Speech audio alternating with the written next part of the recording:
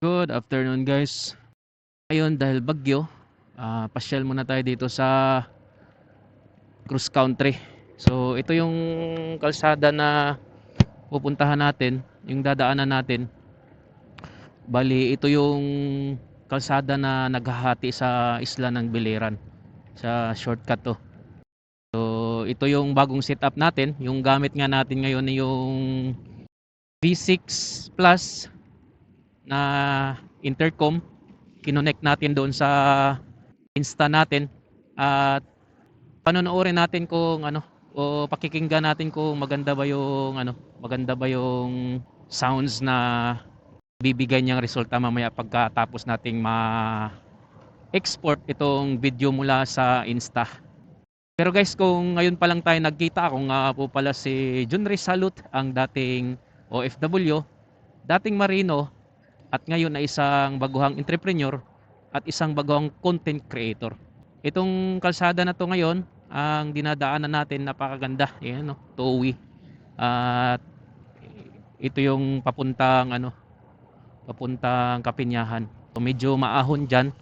Medyo maingat lang tayo dahil sa ito nga maulan dahil mayroong bagyo, pero yung bagyo hindi naman masyadong tumama sa atin. So ito rin yung latest update ng bagyo dito sa atin sa probinsya ng Biliran. Bali hindi siya ganong kalakas sa bagyo na to. At dahan-dahan lang tayo dahil medyo madulas yung kalsada. So sa lahat ng mga mayroong Insta dyan, at saka kung gusto nyong mag-vlog na mapaganda yung audio nyo sa pagsasalita, ayan, i-connect nyo doon sa kung meron kayong V6 Plus na intercom. So yan yung gamit natin. Yan yung naka-install sa helmet natin na Spider. At tatry natin siya kung maganda ba talaga yung resulta pagka ginamit sa outdoor na. Kasi yung kanina, trinay natin, doon lang yun sa loob ng opisina. So ito yung paahon dito sa papuntang Kapinyahan guys. Bale, dahan-dahan lang tayo. Huwag nating gayahin yung mga katulad niyan, magaling na yan. Magaling na rider yung mga yan. So, lalong-lalo na yung medyo maingat lang tayo dahil madulas talaga. Basa yung kalsada. Tsaka medyo pudpud na rin yung gulong natin. Meron pala tayong pupuntahan dito sa Kapinyahan. Meron lang akong titingnan dito. Meron akong pupuntahan. Kaya ginamay ko na tong pagba-vlog. I-re-record lang din natin. So, yun guys. First time natin tong ginawa dahil yun nga, gusto nating medyo mapaganda yung audio ng video natin. At matatry natin to pamaya pagkatapos ng vlog natin pag uwi sa bahay. So enjoy lang kayo at makikita natin yung napakagandang tanawin ng probinsya ng Biliran. Alam nyo, yung probinsya ng Biliran napakagandang probinsya ito. Napakaganda, rainforest siya, just tapos madaming mga rice fields. Ngayon dahil medyo nga may bagyo, medyo maulan, hindi naman siya ganong kalakas yung ulan, ambon-ambon lang. Yan kung mapapansin nyo sa kapaligiran tsaka sa bandang bundok, medyo maulap siya. Pero ulan rin yan. Yan o, kung mapapansin nyo. At nasa sentro na tayo ngayon ng Kapinyahan. Diretso lang tayo dahil pupunta lang tayo ng yung cross country talaga. Kukuha tayo ng video doon. So ayun, dito mapagmamasdan natin ang napakagandang rice fields din. Tsaka sa bandang kaliwa ay napakaganda ng mga bundok. Yung matataas yung bundok dito kaya sagana tayo sa mga falls dito sa probinsya ng Biliran. Ang kagandahan din dito sa area na to kasi nadaanan ko na to pagkagabi. Maliwanag yan dahil kung napapansin nyo, napakadaming solar lights. So yun ang kagandahan sa area na to. Medyo maganda-ganda rin yung pamamalakad ng barangay nila dito. So ayos, nandito na tayo sa ito yung tinatawag nilang yung sitio yata to sitio, hindi ako nagkakamali, Suela. Doon sa baba yun yung proper ng Kapinyahan. Diretso lang tayong konti. At sa lahat ng mga riders dyan ngayon, ah, mag-ingat kayo dahil sa delikado yung delikado yung kalsada dahil sa madulas. Kunting ingat lang sa mga riders, tsaka ah, ingatan natin na hindi rin tayo makasagi o makadisgrasya sa iba, kasi para iwas din sa gastos yan, nakikita natin napakagandang tanawin yan, yan, napakaganda nung rice fields. So nandito na tayo sa baba nung Villa Consuelo kung tawagin, o Suila to pero yung sa sunod niyan Villa Consuelo na yan. Yan, tapos yan may dito, merong ano ba to, checkpoint ba to o police ba to, ano bang nangyari dito, o ay rescue pala to. So yun, didiretso tayo, ay Giron. So ito yung Giron Bridge na dadaanan natin. So Giron to, napakaganda doon, yung nakakala mo falls na rin. Ayun, ang lugar na to napakagandang pagpasyalan, lalong lalo na pagka hindi na ulan.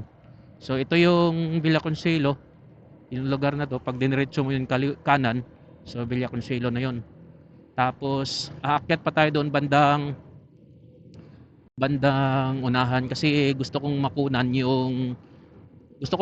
yung video, yung cross country na ganito yung ganito yung panahon. Kasi parang pagka first time ko tong mag-video ng ganitong panahon dito sa cross country, dahil gusto ko siyang ipakita na akala mo wala sa isla ng Biliran tong lugar na to, dahil yun nga, nakabiyahe na rin tayo sa ibang parte ng ibang bansa, at kung minsan pagka napunta tayo doon sa mga winter na lugar, parang ganito rin, laging makulimlim yung panahon. Kaya minsan mamimiss natin yung mga ganong senaryo. Yun ang pupuntahan ko dito. So yun ang i-experience natin dito sa lugar na to, na mafe-feel mo yung lamig. Tingnan mo, pagka umakyat ka dito ng ganitong panahon, ganito yung sitwasyon, napakalamig. Yan mo, ramdam ko yung lamig na habang paakyat ako ng bundok. Ito yung kalsada na naghahati sa isla ng Biliran. Tatawid ka mula Nabal papuntang Kaibiran. Ayan. At ito yung pinaka shortcut, kasi pagka inikot mo yung isla, medyo malayo-layo. Ang kagandahan dito, dahil kahit mabundok-bundok na, maganda yung kalsada. So shout out sa government natin dito, napaayos at napaganda nila yung buong probinsya. Ayun, na overtaken tayo ng motor. Ito ang kagandahan dito sa cross country, guys, dahil tingnan mo itong mga puno na mapapansin natin sa kalsada, napaka laki, malalaki yung mga puno. Yan mo, akala mo nasa ibang bansa tayo. Yan, ito yung gusto kong mafe-feel dito pagka nandito ako, pagka ganito yung sitwasyon, dahil first time ko tong ginawa na magkaroon ng video sa ganitong panahon. Dahil kung minsan hindi natin matatimingan na na hindi siya, kahit ganito yung panahon, hindi mahina yung ulan. Ngayon paambon-ambon lang, napakagandang pumasyal dito. Itong mga kubo-kubo na yan, dyan may nagtitinda ng mga saging na yan, dyan mga gulay. So alam ko araw-araw yan sila nagtitinda dyan, pero ngayon walang nagtitinda gawa nung masama nga yung panahon. So nandito na tayo. Ito naman yung kalsada na yan, pag diniretso mo yan sa kabilang parte ng ng Biliran, kakanan. So meron palang mga nagtitinda. Merong kunting nagtitinda ng mga gulay. Kung gusto niyo mamili ng mga saging, ng mga gulay, pwede kayong huminto dito at mamili. Yan, isa sa mga mayayaman doon sa probinsya, sa proper ng Nabal, na dito sila namimili. Kasi kung minsan dito napakamura, medyo mura nga, dahil dito nga lang wala silang masyadong na-expense sa transpo. So ito yun guys, ito yung pinaka cross country dito. Ito talaga yung gusto kong puntahan dito, yung lugar na to. Napakaganda. Kala mo na sa ibang bansa ka. Ayan na, matayog yung mga puno. So i-experience ko lang to. I-share ko rin to sa inyo. Kaya ako ito ginawa ng video para ma-share nyo rin, para ma-experience nyo rin at makikita nyo kung anong hitsura nito pagka ganitong klasing panahon. At sa mga follower ko dyan at sa mga viewers ko na hindi pa nakakilala sa akin, ako po ay si Junry Salud from Naval. Dati rin tayong OFW, nagbabarko tayo. Magsi 6 years na pala tayong huminto sa pagbabarko. Last nating sakay nung last nating baba October 2020. So panahon ng pandemic.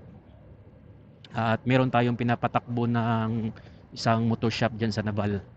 At ito, merong istasyon ng mga kapulisan dito. Siya, nagbabantay sila dyan. Tatawid pa tayong kunti. Maya maya pagka lagpas natin doon, babalik na rin tayo. Yun ang gusto kong ma-experience dito sa lugar na to. Yun ang gusto kong i-capture na maging isa sa mga content ko. Ito guys, ito palang lugar na to.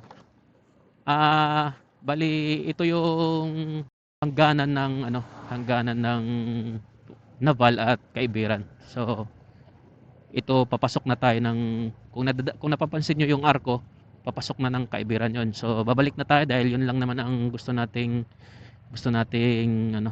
ma-videohan.